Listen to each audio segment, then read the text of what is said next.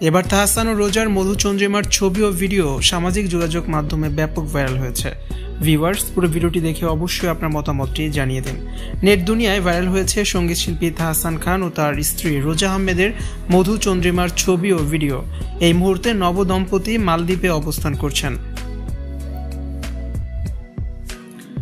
রোববার 12 জানুয়ারি তাহসান কোনো ছবি কিংবা ভিডিও পোস্ট না করলেও স্ত্রী রোজা আহমেদ বেশ কিছু ছবি ও একটি ভিডিও সামাজিক যোগাযোগ মাধ্যমে শেয়ার করেছেন, যা প্রশংসা কুড়াচ্ছে নেটিজেনদের। তাহসানকে নিয়ে সুন্দর সুন্দর ক্যাপশন আর ভালোবাসার কথা জানাচ্ছেন রোজা আহমেদ।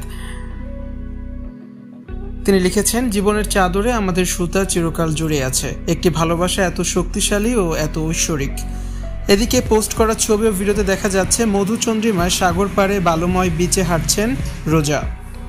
এ সময় তিনি পরেছিলেন একটি লাল রঙের স্লিভলেস ক্লাসিক, আর তাহসান পরেছিলেন গোলাপি রঙের শার্ট আর সাদা রঙের 3/4 প্যান্ট। গোধূলি লগ্নে প্রাকৃতির সৌন্দর্য আর নবদম্পতির খুশি মিলেমিশে একাকার ছবিতে রোমান্টিক আবহে দারুণ উচ্ছ্বাসিত নবদম্পতি, যা দেখে নেটিজেনরা বলছেন জীবনের সেরা মুহূর্ত পার করছেন এই জুটি। সত্যিকারের আলোকেই খুঁজে পেয়েছেন তাহসান। শনিবার 4 ডিসেম্বর সন্ধ্যায় রাজধানীর একটি কমিউনিটি সেন্টারে আনুষ্ঠানিকভাবে বিয়ে হয় তাহসান রোজার।